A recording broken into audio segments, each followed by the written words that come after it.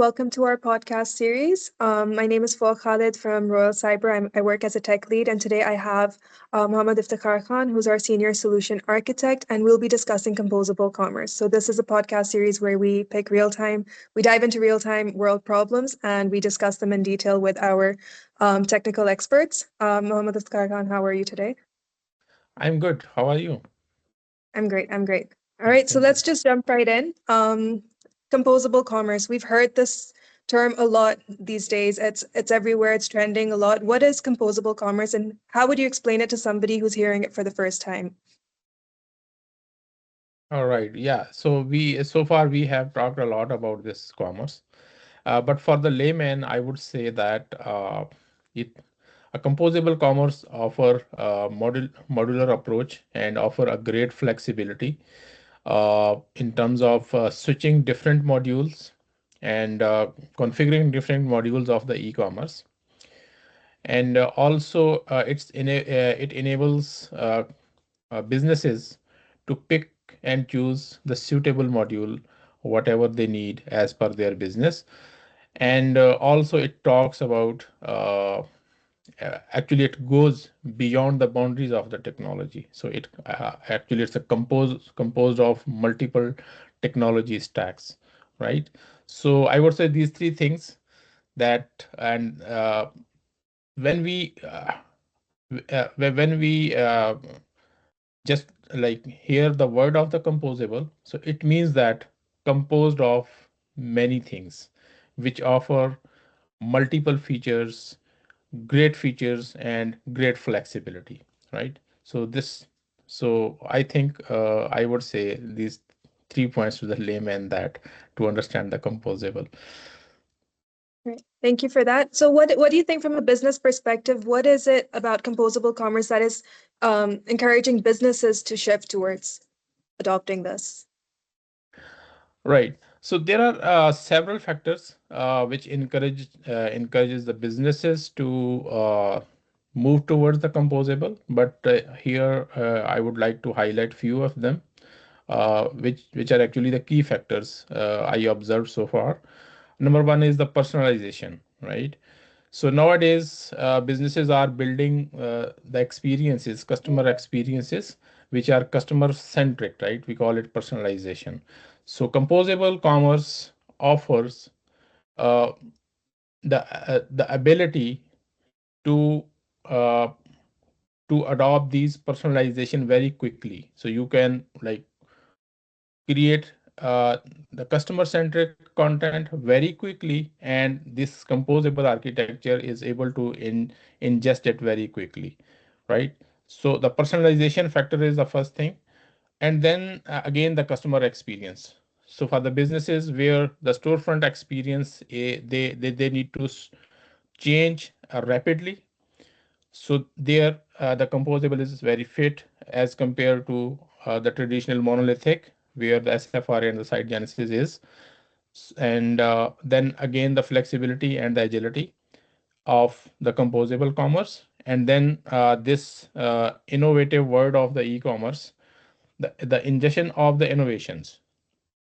So businesses need new feature in the e-commerce uh, in this comparison market, right? So on daily basis, they need new things, new features in the commerce. So composable is something which is like again in just these new features very quickly, a very short time to market. So that's where the businesses are interested in the composable commerce. Got it. Got it. So, moving ahead, like for businesses that were previously on the Salesforce B2C commerce platform, they were probably on SFRA or SiteGenesis. Since this is a huge architectural change, how do you think, or what challenges do you think businesses face when they're transitioning from SFRA or SiteGenesis and moving to composable? Okay. Yeah. So regarding to challenges, so when the composable is offering multiple good things, so at the same time there are certain challenges as well. So for example, integration complexity. In SFRA or SiteGenesis, there are like pre-built third-party solutions, plugin solutions, link cartridges, right? So everything is mature and available in the market. But on the composable side, when we will we set up the integration, right? So there could be some complexity in the integration side because there are not pre-built solution available, so you have to develop your solution and then you need to test it and then you need to deliver to the market, right? So this complexity is there. And then the acquiring the new skills. uh, in composable, as I said earlier, there is no limit in the technology stack, so you can use any available technology in the market or whatever you want to build your composable storefront. uh, but if you have a team, in a existing team who is in SFRA or the site Genesis, so they need to acquire these new skills. So you may have a bit challenge over here in order to training or acquiring new skills to your team, right? And then the front end development complexity is also there, where in the front end, especially on the product listing pages, where you do have multiple CMS. Uh, you could have multiple CMS. When I say multiple, it means that today you have one and tomorrow you may have another one, right? Yep. So in that sense, if you have different CMS time by time, so the in order to creating the storefront pages, so this complexity is also there. And then in composable so far today, if we compare composable to the SFRA, so I think that there are less out of the box feature available in the storefront, and especially on the checkout pages. So you have to build your custom solutions, right? And also long time to market. This could also be a challenge, but this is not in every case. So for example, if you do have many third party integration in your composable, for example, you are using search, external CMS, and then on the checkout you have multiple integration, and your e-commerce storefront is dependent on all external systems, right? So before you complete your composable storefronts, you have to make sure that all the external systems are also set up and are aligned your with composable, right? So in that case, this might go longer, and it might take time, long time to the market. And then technology selection. So this is also a challenge. Sometimes you have to conduct a lot of analysis that what technology of the composable is best suit for you. So this is also could be a challenge. And then the last but not the least, performance optimization. So it's a very common myth that we say that composable is very optimized and it offers great performance, right? This statement is true and also it's false as well. True in the sense that the composable has a great capability to offer a great performance, right? But if it is architectured in a right way, Excellent. then it Yeah. offers a great performance, right? So in order to architecture your solution in a way so that it make most of the capabilities of the performance, so this is also a challenge for the architects to because there is no case studies are available. There are Yep. many much case studies are not available. There are few in the market, right? So for the architect, it's challenging to to achieve a great performance and to make the most use of the capabilities of the performance of the composable. Yeah. Over here, I'd like to say that with great power comes great responsibility. So even they've given that power to the developers now, but it's their responsibility to now make sure that it's architectured in the best way possible. So you mentioned that there are some skills that for developers who were previously on Salesforce B2C Commerce, there are some skill upgradations that are required. So can you mention what skill set developers would need to be able to work on Composable? It depends again on the composable technology, the storefront technology. For example, if the business is using the Salesforce PWA kit as a storefront, okay, Yeah. so in that case, the React JS skills the developer need to learn, and they should be fluent, and they should be technical sound on the JavaScript side and the client side, right?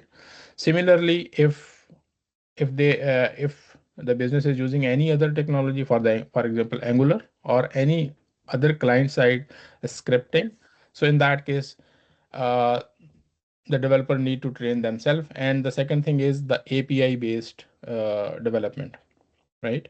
Because on the Right. SFRA and the site genesis we are using the server side It's different. scripting, right? Yeah. But here Yes, there is an API escape in the between, so need to learn those skill as well. definitely. Right. Another very common question that is brought up by a lot of clients that you've also been in meetings, there a constant question is regarding SEO.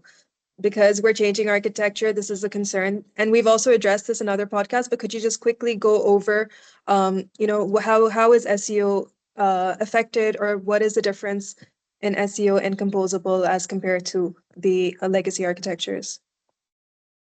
Right. So this question actually come across when people think that, sorry, in composable storefront, since it is deep decoupled from the backend, right? And whatever tools are available for the SEO in Salesforce B2C commerce, they cannot leverage those tools in composable storefront, right? So at this point, this question arises. And the second point is that since the pages are like the client side pages in the composable, they are not rendered at the server side. So when the Google crawler or any other crawler will crawl the page, they might get the half cooked page to index in their search engines, and it may affect on the SEO. The good thing regarding to the PWA kit is that which Salesforce is offering is that it also offer the server side rendering, right? So you can use the server side rendering to build the page to optimize SEO performance, right? Yes. Uh, and the second point I would say is that when there is a limit, right? So there is opportunity as well. So the opportunity here is that in the composable, you are free to use any SEO tool at your client side storefront, right? Yeah. So you are not bound to the tool which are offered by the Salesforce in the business in the case of SFRA or the site genesis, right? Here, since you are on open ground, and you can use any tool to optimize your storefront, right? So Yes. the key point is that you have to build your own strategy to optimize your pages in SEO perspective.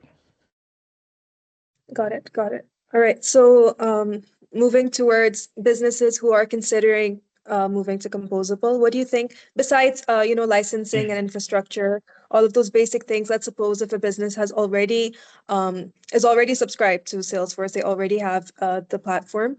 What is the other technical cost that they would have to pay in terms of developer effort or integrations or even long-term maintenance when they're moving to composable? All right. So as I said earlier, so there might be some training cost that the business has to bear because uh, composable architecture and the entire infrastructure is completely different than the SFCC, the SFRA or the site Genesis storefront, right? So the developers who are already having skills of SFRA and the site Genesis, they might need to think in a different way of the composable, right? So in that case, they need some training on the composable infrastructure. So this is one cost that may come. And then the external system cost. So if the business is using external system for different modules, for example, search, product search, right? Catalog search, and There might be external system licensing cost. Uh, Apart from the Salesforce licensing cost, I'm not talking about the Salesforce licensing cost, but there could be external system cost, for example, the search or the CMS, right? And the maintenance cost is also, I believe, a little bit higher than the compared to the SFRA or SFRA and the site SiteGenesis, yeah. genesis, because your code base, Depending on obviously yeah, the, code yeah, base and the depending on the deployment implementation. infrastructure will be in a multiple direction, right? So in that case, the maintenance cost may be a little bit higher than the SFRA or the site genesis maintenance cost. All right.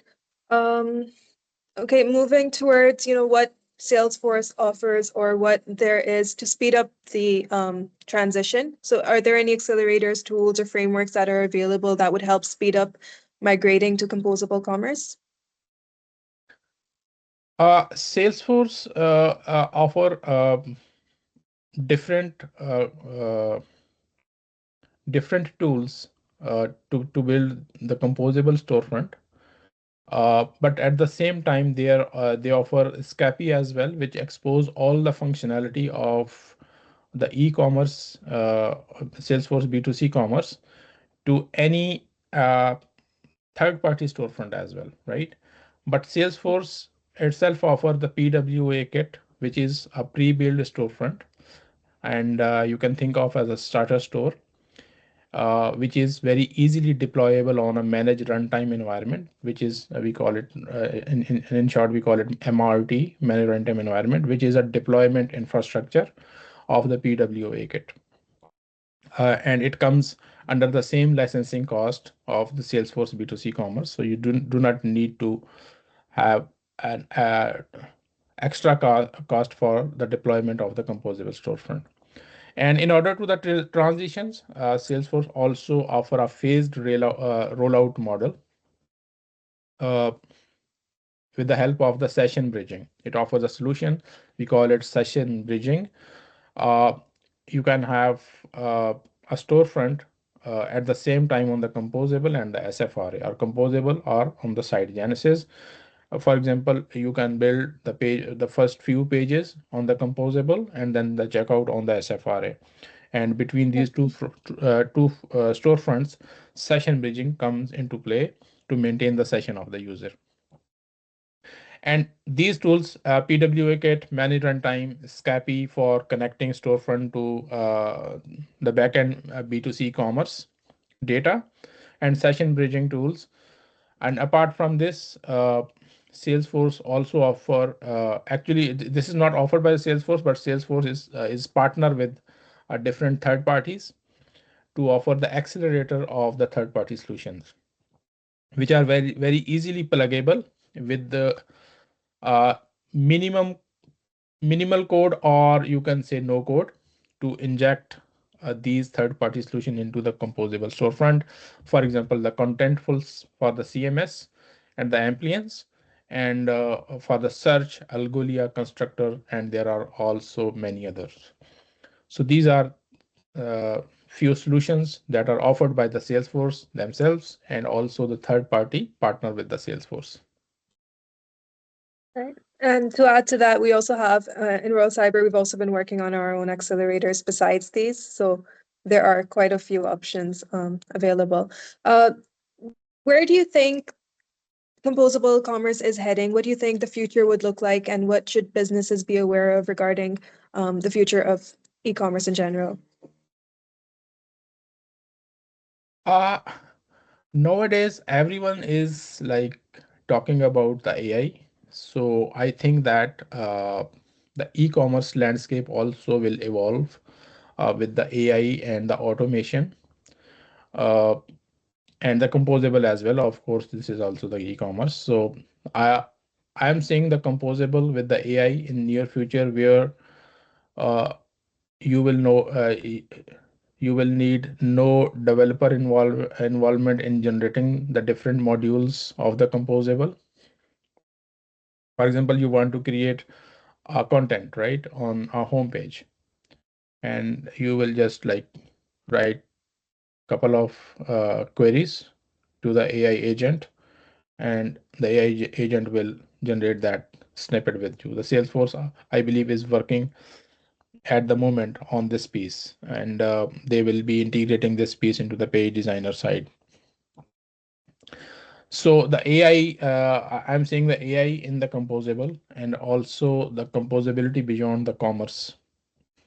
So this composability, which is right now is on the commerce cloud storefront only.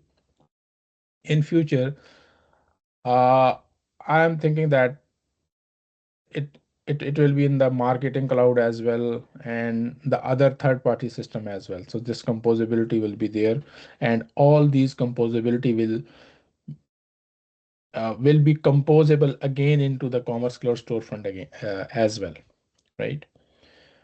And there will be no low code or a no code tool in the market you will see in the near future. So it's evolving. E-commerce composable is evolving very quickly, and in coming 4 to 5 years, I see like the composable will be everywhere. Right, right. So good time for businesses to Yeah. start considering composable. But however, I think before we wrap up, what advice would you give to businesses who are hearing about composable? They're excited about composable, but what advice would you give to them before taking the leap? What should they look into? Right. As I said, composable offer like great feature and a great level of flexibility, and it add a great value to the businesses. But at the same time, I would say that it is not best fit for everyone. Best fit Yeah. for is not best fit for every business, right? So before the business decide to go to the composable, they do their analysis based on their existing data, existing infrastructure, right? And the volume of their businesses, the growth of their businesses, right? What growth they foresee for their businesses. So in all these perspective, they should analyze their businesses, and if they think that their business is growing like will grow rapidly in the near future, and they have to create content very rapidly on their storefront. They need rapid changes, rapid uh, injection of new modules into their system, then the composable best for them. But Right, if they right. have, for example, a business who is selling uh, online catalog which contains 4 to 5 products, subscription products, right? For those, I think this is not the best choice. De- Yeah. Definitely do your homework before you move. Right. Right. Yeah. Uh, Thank you, Iftikhar, for that very valuable information. It was great hearing about all of this from Composable. Also, I'd like to add that we have other podcasts where we discuss more in detail regarding composable commerce. So you can Right. definitely also look at those. Thank you for your time today and have a great one. Thank you. Yeah. Thank you. Thank you for